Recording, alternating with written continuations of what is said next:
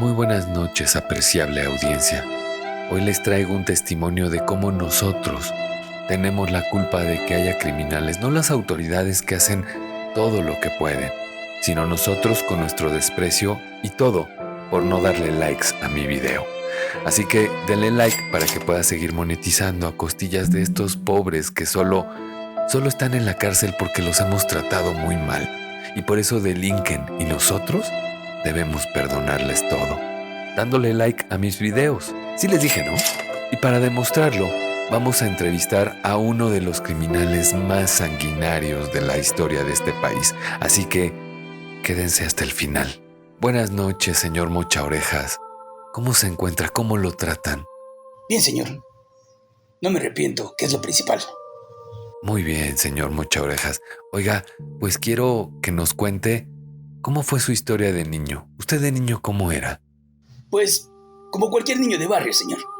Robaba, asaltaba, era un cabrón. Y luego, pues conocí malas amistades que me enseñaron a delinquir más. Y pues, me hice más cabrón. Y me hice de una banda de eso de lo que se me acusa. Pero no me arrepiento.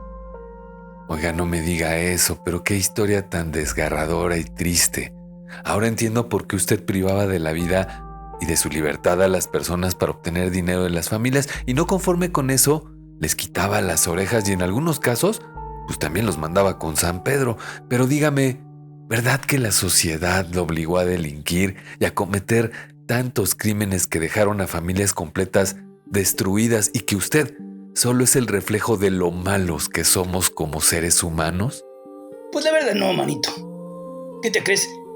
Que a mí desde chamaco me gustó el dinero, la vida fácil. Yo recuerdo que le mandaba orejas para sus trabajos a Jaime Maussan. Y en sus inicios a Carlos Trejo. Y a la Dame. Es que tú no sabes, pero ellos eran amigos y se pelearon por un pollo. ¿Rostizado? No. Un pollo, un pollito. Una chava, pues. Ah. Al Maussan le encantaban los amarres, pero de nariz. Fue en esas fiestas donde se acuñó el término astral. Porque de ahí empezó el Maussan a ponerse bien raro. Como en otro planeta, manito. Porque dijo que ya andaba en la investigación de los estados alterados. Pero la verdad, fue más porque me gustaba traer carros, mujeres, andar a la línea, manito. Pero no me arrepiento. ¿Y qué haría si saliera de la cárcel, señor Mocha Orejas? Si tuviera esa suerte. Pues mira, manito, la verdad sería de lo mismo. Porque sí te dije que no me arrepiento, ¿no? Me conectaría con unos carnales que tengo ahorita en el estado de Sinaloa. Y unos compadres del gobierno de Tabasco. Y a generar de nuevo, carnalito. Porque ya sabes, hay que andar a la línea. Y a mí me gustan las cosas caras. Es más, si esta entrevista fuera presencial, ya te hubiera privado de tu libertad, papi. Ya te hubiera mandado tu dedito por Didi o por Rappi, ahora que se usa eso. Y lo entiendo, pobre alma del Señor. La vida que ha llevado no es sencilla y nosotros como sociedad tenemos la culpa. Y aunque no sé realmente cómo es que llegué aquí, o sea, al reclu, a entrevistar a esta pobre alma desvalida, porque lo que recuerdo es que yo solo le pedí a mi tío, que por cierto es amigo de mi otro tío, Richie, y pues me dijo que sí, y ¡pum! Ya estaba aquí, ya tenía yo los permisos y ya luego mi papi me puso gente para hacer el podcast y la fundación. Y así, y todo, ¿no? Pero pues ya que andamos por acá, yo les pido, amable audiencia, que hagamos cadena de oración, pero también una cadena, pero de dinero, de víveres y de likes, para traerle de comer y apoyar a este valor incomprendido de la sociedad, por lo que son bienvenidos los donativos y por supuesto ya les dije que también los likes. Y pues con lo que se monetice vamos a donar la mitad, que es para el señor Mocha Orejas, que miren qué flaquito y desnutrido anda el señor. Sí, acá. Sí, buenas. La otra mitad es para pagarle a un abogado porque mi papi dice que sería una idea súper genial hacer un documental de cómo logramos sacarlo de la cárcel y que yo sea una heroína social y moneticemos y me inviten a muchos programas y que pueda salir en los 300 más influyentes.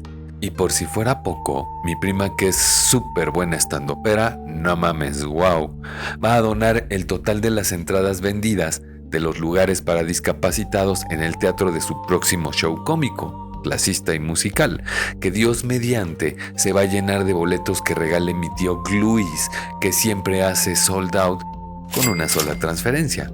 ¿Quién de ustedes, amable audiencia, no quiere darle una 15ª oportunidad a este pobre hombre que lo único que quiere es poder vestirse bien y cuidar de su familia? Oye, qué bonitas orejas tienes, ¿eh? A ver. Güero. Ay, acércate, güero. No de la familia de él. O sea, cuidar de la familia de usted. Temporada 5, episodio 10. Sasquiatelas con las familias, la pura monrealidad. Ciudadanos, la familia.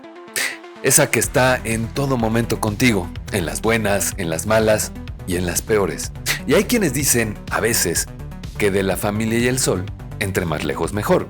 Y les vengo a hablar de una familia de la que, como el sol, no solo debemos estar lejos, sino además ponernos bloqueador factor 100. Y me refiero a los Monreal, quienes han creado un coto de poder que va desde Zacatecas hasta la Ciudad de México. Y si de familias influyentes hablamos, vamos a mencionar también la de una mujer que ha cobrado relevancia en los últimos tiempos en lo que a redes sociales se refiere.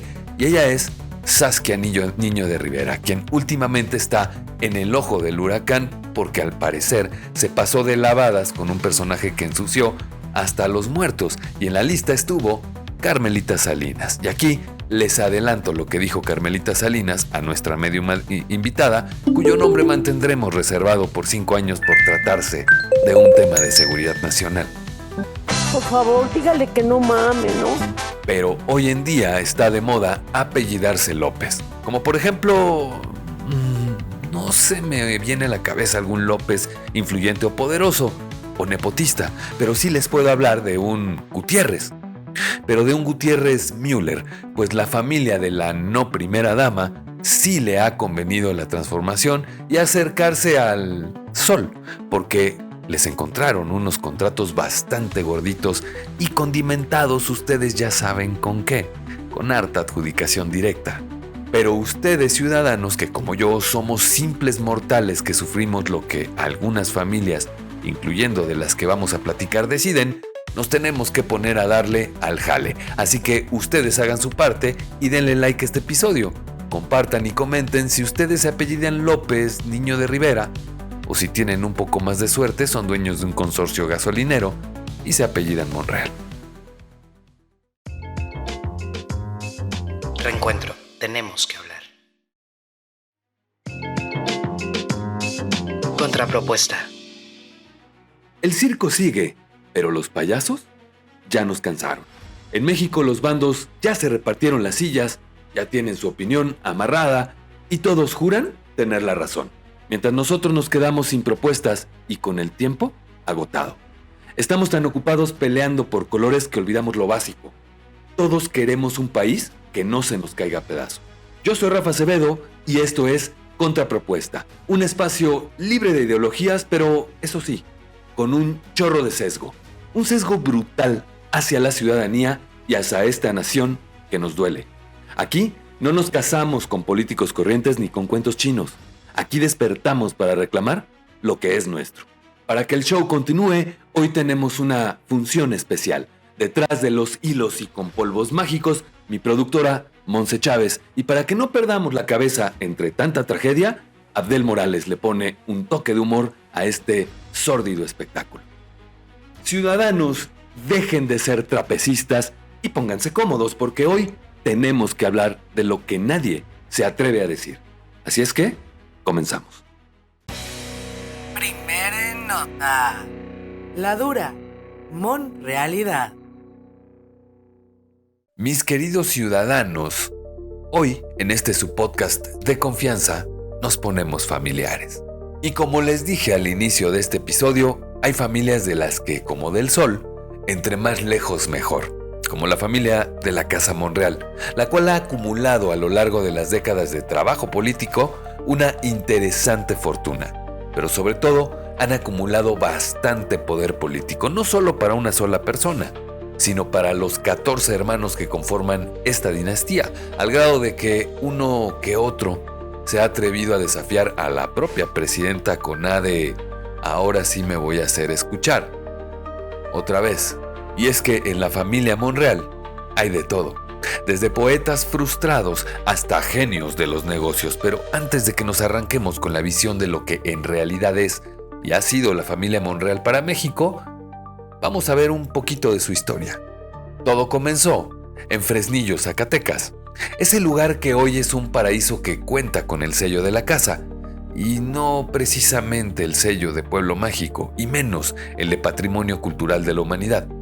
Más bien, llevó mucho tiempo la etiqueta de la ciudad más peligrosa del país.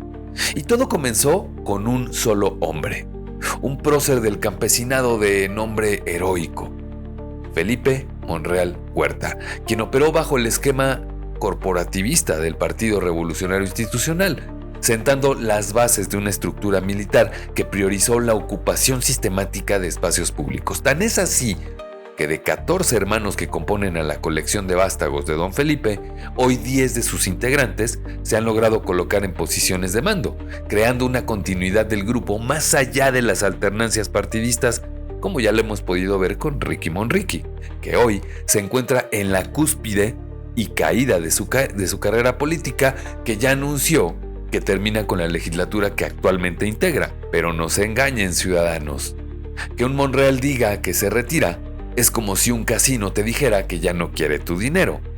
Pura cortesía antes de que te saquen la siguiente baraja.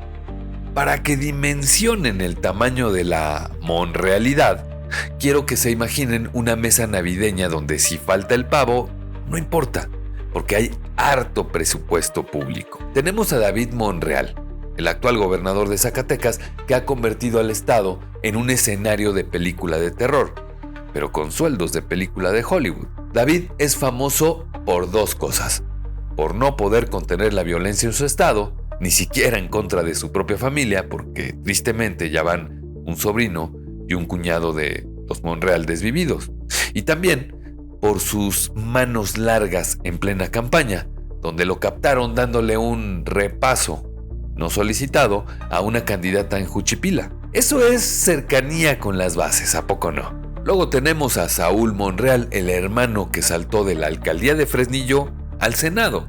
Un pequeño paso para Saúl, pero un gran salto para los Monreal. Saúl es el que ahora anda de rebelde, peleándose con su hermano David por las migajas del poder de Zacatecas en 2027. Dice Saúl que hay corrupción en el gobierno de su hermano. No shit, Sherlock. Te tomó 14 hermanos y 30 años en el PRI darte cuenta de cómo se llena la bóveda de la familia, ¿verdad, Saulito? Pero la lista sigue. Eulogio en Relaciones Exteriores, Susana, que fue cónsul en Texas, porque nada dice diplomacia como el apellido Monreal, y hasta María del Refugio, metida en el INE. Tienen un pie en cada institución. Es como una invasión de hormigas, pero en lugar de azúcar, van por el presupuesto, el erario y los cargos públicos. Pero hablemos del arquitecto, del romántico, el Séneca de Petatiux, Ricardo Monreal. Este hombre es un genio, pero de la venta forzada.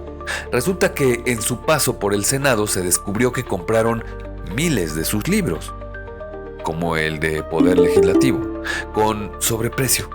Pero lo más fino del asunto es que las firmas de los senadores que autorizaron la compra eran más falsas que una promesa de campaña de Monreal. Senadores de su propio partido negaron haber firmado ese cheque millonario para inflar el ego literario de Ricardo. ¿Y qué pasó? Lo de siempre. Nada. La investigación la hicieron sus amigos y, como todo en la familia, quedó en un asunto de hermanos. Pero ¿quieren saber por qué en este podcast le decimos el señor del romanticismo político? Mejor no les digo. Se los muestro. Lo recuerdo con frecuencia. Cada vez que te veía era emoción. Cada día que iba a verte era emoción. Cada día que nos veíamos era emoción. Si volviera a poder estar contigo, aunque fuera una hora, o horas, o un día, lo haría. ¿Y quién puede renunciar a ser feliz? Aunque sean fragmentos. ¿Por qué renunciar? Tú intentaste hacer una relación con otra gente, la hiciste, pero yo ni siquiera eso. Ni siquiera eso, o sea, no intento, ni siquiera lo intento. Porque no creo que vaya a encontrar a alguien así, como tú. Y yo no voy a rehuir. Ya que te vea, no sé qué voy a hacer, pero no voy a rehuir nunca a ser feliz contigo. Ya te dije que el día que te vea no te vas a escapar. De darte unos besos, de hacerte el amor. Mira, yo te quiero mucho y voy a respetar lo que hagas, menos en estos momentos que presionaría. No lo he hecho en otros en estos menos porque estás en efecto en un caos interno. Lo que tú decías está bien. ¿Y qué pensará de su nueva madrastra nuestro siguiente personaje en este álbum familiar? Una de las leyes de la física que ha desafiado la cuarta transformación y lo ha comprobado a la fuerza, el talento no se crea ni se destruye, solo se hereda. Y por eso vamos a hablar de la joya de la corona de la familia Monreal, Elda Catalina Monreal, la hija de Ricardo. Ella es el ejemplo perfecto del emprendedurismo del bienestar. Según reportes de nuestro CIR, Centro de Información Reencuentro, Catalina es dueña de una red de gasolinerías llamadas Multiservicio La Plata. Esto desde que era una adolescente. Imagínense, ciudadanos, a los 16 años, mientras ustedes andaban jugando cascaritas llaneras, ella ya estaba firmando contratos millonarios con el IMSS, con la Secretaría de Comunicaciones y Transportes y, oh sorpresa, con la Secretaría del Bienestar de Zacatecas. ¿Y quién le daba esos contratos del bienestar? Pues ni más ni menos que su tía, Verónica del Carmen Díaz Robles. Como ven, todo queda en familia, ciudadanos. Gasolina para el pueblo, contratos para la sobrina y poder para el papá. Catalina intentó quedarse con la joya de la Ciudad de México, la alcaldía Cuauhtémoc, pero se dio un madrazo con un poste rojo y estuvo de la Vega. Y cuando perdió, le dijo a la hoy alcaldesa de Cuauhtémoc: "No sabes quién es mi papá". Y movieron cielo, mar y tribunales para intentar anular la elección inventando violencia de género, con la ayuda de magistrados que casualmente son íntimos de papá. Hoy los Monreal tienen al menos 48 propiedades documentadas que no cuadran con sus sueldos de servidores públicos. Tienen operadores como Pedro Aces, que dicen que usa un trato gangsteril para que nadie se le mueva a Ricardo en la cámara. Esta, y no otra, es la monrealidad, un cacicazgo que nació en el PRI, se amamantó en el PRD y hoy florece en Morena. Son los camaleones del presupuesto, se pelean entre ellos, se mandan mensajes por la prensa, pero al final del día, todos ellos comen del mismo plato. Y sí, de nuestro plato. No puede haber transformación mientras los mismos apellidos de hace 30 años siguen perforando el erario con la misma técnica que usan para el fracking, inyectando presión, contaminando todo a su paso y sacando hasta la última gota de beneficio personal. Vean el tamaño de la dinastía. El Fresnillo para el mundo, o al menos para el mundo de los que nunca han tenido que buscar trabajo fuera de la nómina del Estado. Y lo mejor de todo es que ahora los puestos públicos son para los herederos. Y a veces no solo son puestos públicos, también son algunas estrategias para hacerte famoso. Segunda nota. Saskia Telas, limpieza de caritas en el pasillo 4. Y hablando de familias, mis queridos ciudadanos, si creían que los Monreal eran los únicos que sabían repartirse el país como si fuera herencia de la abuela, es que no conocen la crème de la crème. Zacatecas es muy bueno, pero Ciudad de México no se queda atrás. Pero eso sí, si en Zacatecas el poder huele a tierra y pólvora, en las lomas de Chapultepec huele a Chanel número 5, a conciencia social de exportación y a una hipocresía tan refinada que hasta te dan ganas de pedirles perdón por ser pobre. Hoy vamos a hablar de una familia que ha perfeccionado el arte de estar en la cima. Esto sin importar si el gobierno es rojo, azul o guinda. La dinastía Niño de Rivera. Un clan que opera bajo lo que nuestro CIR, nuestro Centro de Información Reencuentro, llama poder bipolar. Por un lado te clavan el colmillo financiero de los likes y las donaciones, y por el otro te venden la empatía en cómodas cuotas de streaming y donativos deducibles de impuestos. Empecemos con el tronco de este árbol genealógico del privilegio, Luis Niño de Rivera Layuz, el patriarca, exclavadista olímpico, vaya que sabe cuándo aventarse el clavado para los contratos. Este señor fue el brazo derecho financiero de nada más y nada menos que de Ricardo Salinas Pliego. Fue presidente de la Asociación de Bancos de México, casualmente cuando la 4T necesitaba a alguien que les ayudara a repartir las tarjetas del bienestar. Qué coincidencia tan bienestarista, ¿no? Mientras un discurso oficial decía que los banqueros eran la mafia del poder, don Luis amarraba que Banco Azteca fuera el cajero automático del gobierno. Eso no es cabildeo. Es un clavado perfecto con 10 de calificación en la escala de conveniencia política para el beneficio económico. Pero el talento para el negocio se hereda. Y aquí entran las herederas del soft power. Primero, la comediante de cabecera de las Lomas, Sofía Niño de Rivera, la pionera del stand-up, que nos ha contado en 1000 especiales de Netflix lo difícil que es ser una mujer privilegiada, blanca y exitosa en un país de resentidos. Sofía es experta en el clash de clases. Se burla de la realidad nacional desde una burbuja de cristal tan gruesa que no le permite ver que mientras ella hace chistes sobre sus problemas de primer mundo, su familia maneja los hilos de la banca que asfixia a los del tercer mundo. Sofía es la cara cool de la dinastía, la que usa su marca para darnos lecciones de vida, aunque sus propios empleados la han señalado por maltratos laborales. Y la realidad es que Sofía da más risa por sus escándalos de maltrato a su personal que por los chistes que cuenta en las presentaciones que quizás papá pueda poner en sold out. Pero si lo de Sofía es hacernos reír, o por lo menos intentarlo, lo de su prima Saskia Niño de Rivera es para hacernos llorar. Y no precisamente con sus videos. Saskia es la fundadora de Reinserta AC, la voz autorizada de las cárceles. Y aquí es donde la puerca tuerce el rabo y se nos cae el teatrito de la filantropía. Saskia se ha convertido en la santa patrona de los pasillos de los reclusorios.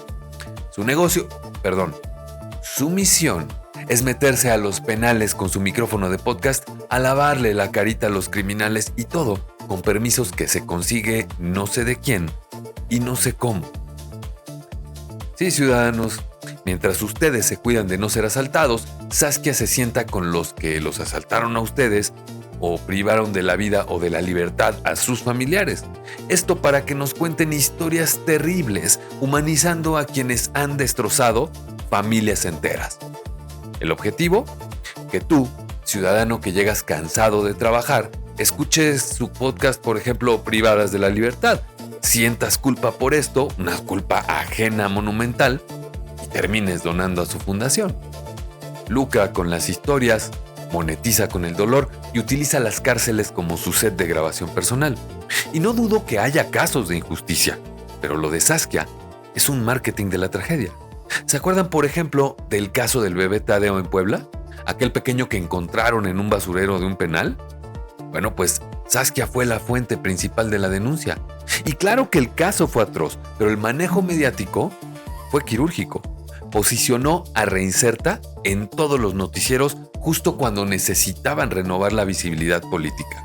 Usar un cadáver de un bebé para ganar seguidores en X, eso sí es un crimen de lesa decencia o de lesa ética. Y si hablamos de transparencia, prepárense para la maroma técnica. Según nuestra auditoría de inteligencia, además de los apoyos de USAID, del gobierno de los Estados Unidos, chequen esto. Ingresos sospechosos declaran donativos de empresas, pero en realidad tienen una dependencia brutal de contratos de consultoría técnica con gobiernos estatales. Interesante, ¿no? O sea, el gobierno les paga por decirles cómo manejar sus cárceles. Pero dicen que es labor social. Gasto operativo de gala. ¿Saben ustedes a dónde se va el dinero de los donativos de Reinserta? pues no es precisamente a comprarle cepillos de dientes a las internas. Una proporción bastante generosa se va a relaciones públicas, eventos de recaudación de alto nivel y difusión. Es una fundación que gasta más en parecer que ayuda que en ayudar realmente, según reportes de algunos investigadores. Beneficiarios fantasma. Presumen miles de beneficiarios indirectos, pero cuando buscas el seguimiento real de cuántas personas se reinsertaron de verdad, los datos se vuelven más borrosos que la tesis de una ministra. Y no hablamos de lo que monetiza el canal, porque eso es bastante. Como con la historia del Beto, la historia que presentó Saskia en su podcast Penitencia, quien confesó este personaje en plena cámara crímenes que harían tener miedo al mismísimo Mochaorejas. Incluso levantó desvividos porque se le ocurrió a este personaje, el Beto, decir que le llevaba personas pequeñas a la mismísima Carmelita Salinas, que Dios, por supuesto, tenga en su fuego lento. ¡Paren esos pinches ratas, hijos de la chingada! ¡Párense, putos! Estos son los White Saviors, o salvadores blancos, esos nepo babies que nacieron con la vida resuelta y decidieron que su hobby sería salvar a México, siempre y cuando eso les dé una columna en el periódico, un podcast exitoso o accesos a las mesas de seguridad del gobierno. Saskia tiene las llaves de los penales porque ha sabido colaborar con todos, desde el PRI más rancio hasta la administración de la honestidad valiente. No hay ideología, hay capital relacional.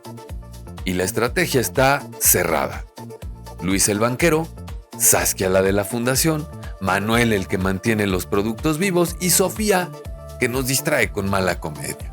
Con comedia clasista mientras nos creemos el cuento del altruismo hacia personas que dañaron profundamente el tejido social. Y no hablo de la no reinserción o del endurecimiento de las penas. Hablo del reflector hacia causas que no son causas. Trabajar por las personas privadas de su libertad por crímenes que no cometieron o por las gravísimas fallas en el sistema de justicia de nuestro país se hace desde adentro, no desde la comodidad de un privilegio disfrazado de compasión, porque sí, es loable lo que hace Saskia, hasta que se le sale de control como lo del Beto. Y no conforme con eso, organizó una colecta y supuestamente donó el dinero de la monetización a este personaje, supongo que para que anduviera a la línea. No hay reportes hasta hoy de donación alguna, pero de lo que sí hay reportes es de una supuesta demanda de la familia de Carmelita Salinas por las declaraciones de su manito. Ya me imagino a Carmelita Salinas desde el cielo o desde el infernal calor que ha estado haciendo en estos días, ¿no? No, bájale a tu pedo, cabrón. Otra cosa más que nos venden, y me refiero a esta imagen de élite de servicio. Mientras el tío Luis amarra los contratos de las tarjetas del bienestar en Banco Azteca, vive retirado disfrutando de los millones que le dieron los abonos chiquitos. Saskia y Sofía gestionan la narrativa de la empatía. Una cuenta los chistes, otra cuenta las tragedias y otro cuenta los billetes. Y por eso decimos Saskiatelas, como si se hubiera roto algo en el pasillo del súper y resulta que embarró todo. Solo que Saskia nos presenta una limpieza de caritas en el pasillo 4 de la falsa compasión como mecanismo de manipulación que al final lleva a una impunidad por likes. Una estructura diseñada para que los niños de Rivera siempre caigan parados, hasta de la funa. Porque en este México de la transformación no importa si eres político de Zacatecas o un activista de las Lomas. Si tienes el apellido correcto y la maroma bien ensayada, puedes vivir del erario o de la culpa ajena sin despeinarte. Transparencia. Esa se quedó guardada en el mismo cajón que el reporte de la ONU del podcast pasado. Al final, lo que se reinserta no son los presos, es el dinero de los likes y tus donativos en las cuentas de una familia que ha hecho del activismo su mejor producto de exportación. Vaya forma de lavar culpas y caritas de criminales, ¿no?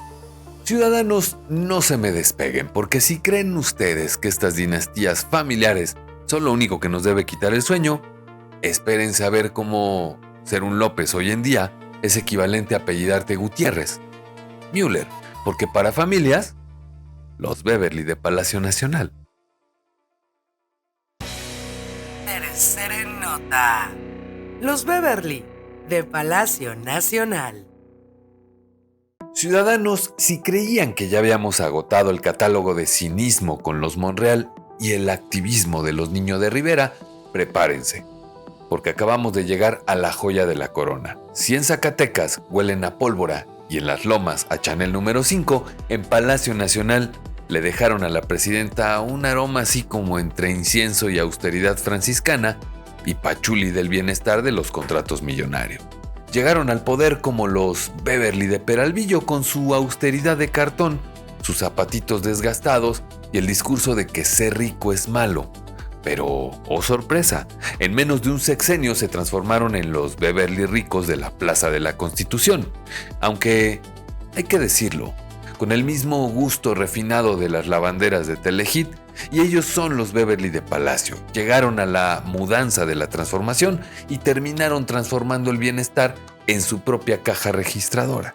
Hablemos de una familia que parece que se apellida López, pero que en realidad se mueve bajo el manto sagrado del apellido Gutiérrez. Gutiérrez Müller. Y no hablo de literatura, hablo de la arquitectura de la corrupción. Resulta que en este México surrealista el nombre Bienestar ya no es para las becas de los abuelitos, ahora es una marca privada que se factura con B de beneficio familiar. ¡Ya nos exhibiste! ¿Han oído hablar de una empresa llamada Envíos del Bienestar SADCB? Sí, suena a programa de gobierno, ¿verdad?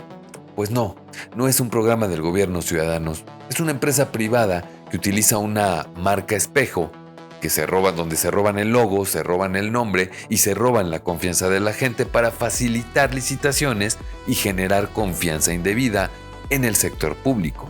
Es como si yo pusiera una taquería llamada Tacos de la Transformación con la cara de la presidenta para que no me caiga el fisco. Eso es tener mentalidad de tiburón. A ver si le aprendes algo, Master Muñoz. Pero para entender cómo se cocina este caldo necesitamos a nuestra joya de la tecnología, la cual acaba de ser actualizada por nuestra productora y por nuestros ingenieros egresados del CCTM Plantel Zona Rosa. ¿Todavía existe el CCTM Plantel Zona Rosa? Pues le pusieron un chip Infidel 5.0 y le subieron la RAM a 64 GB de pura sabrosura. Así que, Cirilo, explícale a nuestra audiencia qué es el tráfico de influencias y por qué es el deporte favorito de los Beverly de Palacio. ¡Eso! ¡Súbele al voltaje! Aquí Cirilo, reportando desde los circuitos de Plaza Meave. Ensamblada por Roberto, programada por Monse. La única científica que sí tiene los datos reales. ¡Atento, Rafa! Que ahí te va la definición de manual.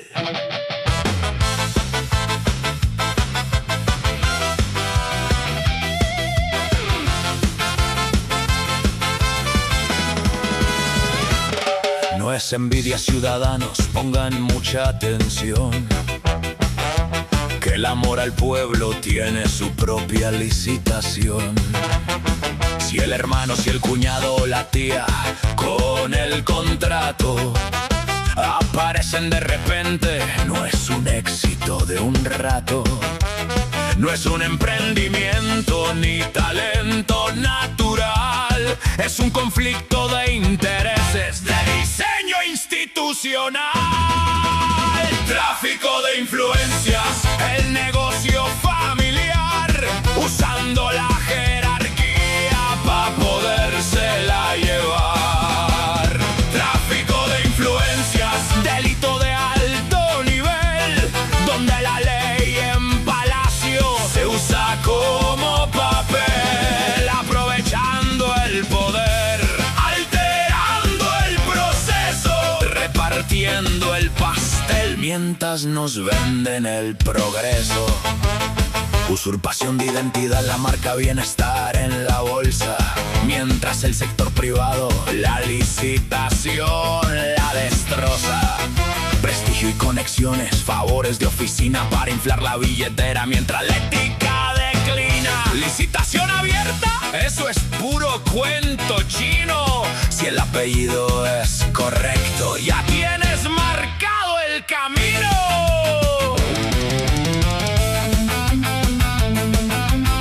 No son coincidencias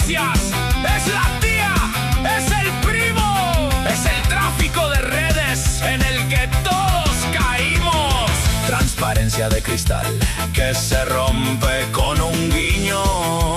Para los de casa el oro, para el pueblo puro cariño. Tráfico de influencias, el negocio familiar, usando la jerarquía para podérsela llevar. Tráfico de influencias, delito de alto nivel, donde la ley en palacio se usa como papel, aprovechando el poder, alterando el proceso, repartiendo el pastel, mientras nos venden el progreso. Circuitos de Meave, datos de Monse, realidad de acero. Procesando cinismo institucional confirmado. Definición de tráfico de influencias. Dícese de cuando el poder se vuelve el Uber de los contratos familiares. No es bienestar, es mi estar. Y los apagones no me borran la memoria. ¡Cámara, familia!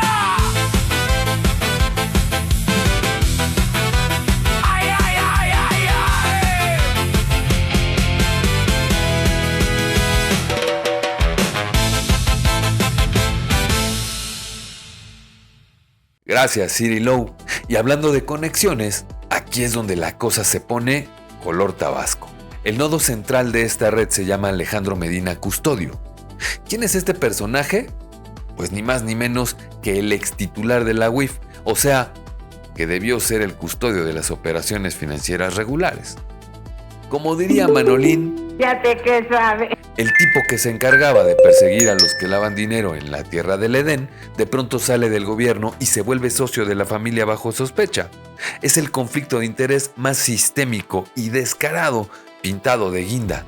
El zorro no solo cuida el gallinero, el zorro ahora es el dueño de la pollería y factura los huevos con logo del bienestar. Pero eso no es todo. Tenemos el factor Tamazula. Alcaldes de Durango y otras regiones han sido vistos gestionando recursos ante la Secretaría de Hacienda y Crédito Público de la mano de esta red. No es gestión social, ciudadanos. Es tráfico de influencias en su más puro estado. Operan a través de una empresa llamada Quartz Team, que funciona como la cara amable para bajar recursos federales que casualmente terminan beneficiando a los socios de la familia.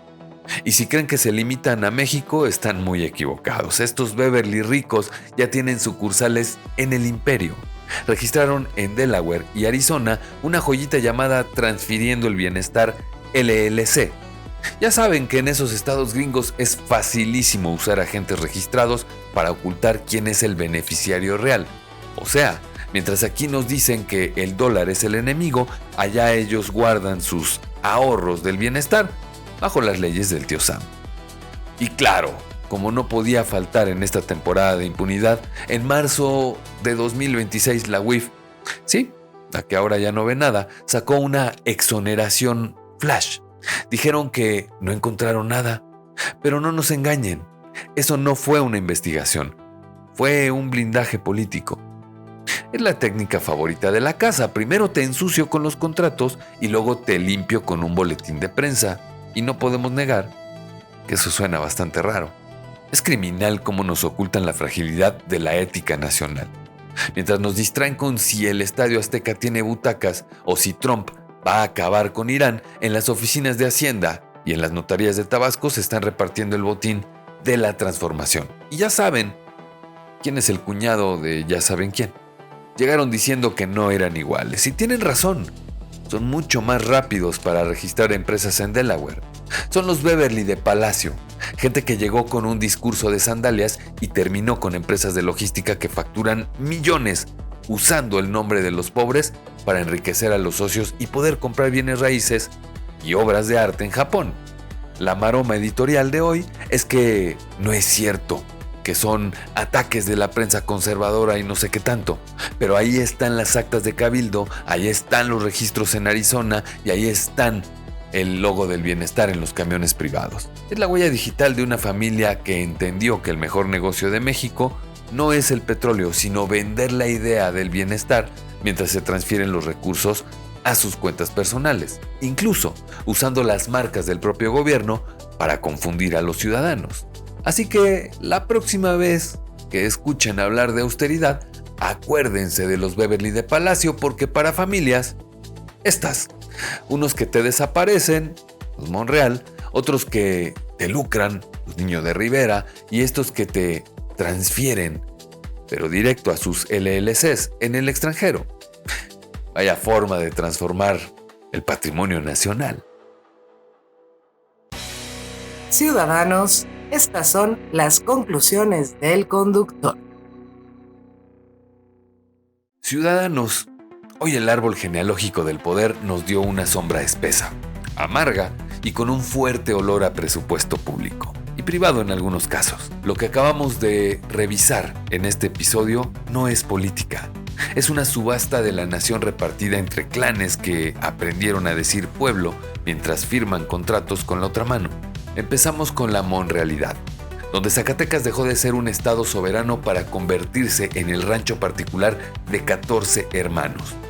Un cacicazgo que nació en el PRI, se amamantó en el PRD y hoy florece en Morena con la misma técnica de siempre: ocupar cada silla, cada oficina y cada rincón del erario hasta que no quede nada para nadie más. De la mano larga de David al romanticismo legislativo de Ricardo, los Monreal son una prueba de que el talento no se crea ni se destruye, solo se hereda vía elecciones libres. Luego pasamos al pasillo 4 de la hipocresía con el Sasquiatelas. Los Niños de Rivera nos demostraron que en México se puede vivir de la comedia clasista o de la tragedia carcelaria sin que se te mueva un solo pelo del privilegio. Mientras Saskia le lava la cara a los delincuentes por unos cuantos likes y donativos opacos, su familia nos recuerda que el soft power es el mejor lubricante para los negocios de la élite. Son los white saviors que nos cobran la entrada para ver el espectáculo de nuestra propia miseria, hacernos sentir culpables con esto y que le metamos una lana para hacernos sentir bien con nosotros mismos. Y para cerrar, los Beverly de Palacio, esa familia que llegó con discurso de sandalias y hoy transfiere el bienestar directamente a sus empresas espejo y por supuesto a sus LLCs en Delaware. Es el colmo del descaro, robarse hasta el logo del gobierno para facturar en privado mientras predican una austeridad que solo aplican a los demás. ¿El remate? En México no hubo una transformación, hubo una mudanza de parásitos. Sacaron a unos apellidos para meter a otros más hambrientos y mucho más cínicos. La monrealidad es que para ellos el bienestar es un negocio familiar y para ti, ciudadano, es solo una frase en una barda que tú mismo pagaste por pintar. Sásquiatelas, se les cayó el teatrito. Suscríbete, comparte y comenta. ¿Cuál de estos clanes crees que nos va a salir más caro al final del sexenio? Yo soy Rafa Acevedo, esto fue Contrapropuesta y nos vemos en la Mesa Ciudadana.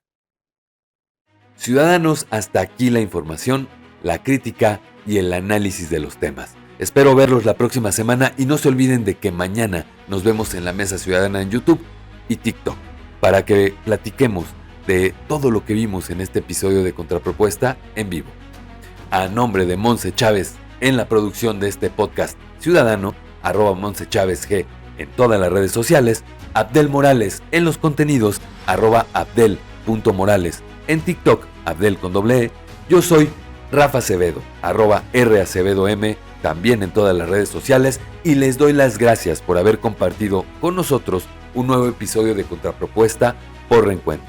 Reencuentro, Reencuentro XMX también en todas las redes sociales. Y no dejen de suscribirse a mi canal y denle like a este video, pero sobre todo, compártanlo para que cada vez seamos más ciudadanos, haciendo más fuerte este medio, también ciudadano. Por lo que no me queda más que recomendarles que se abriguen bien, tomen vitamina C porque no hay vacunas ni medicamentos todavía y se abracen entre ustedes porque tenemos que hablar. Y más ciudadano que nunca, esto fue la 5ª temporada de Contrapropuesta por Reencuentro. Reencuentro, tenemos que hablar.